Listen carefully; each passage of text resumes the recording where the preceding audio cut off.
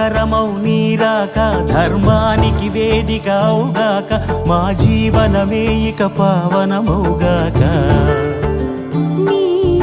పాలన శ్రీకరమౌగాక సుఖ శాంతులు సంపదలిడుగా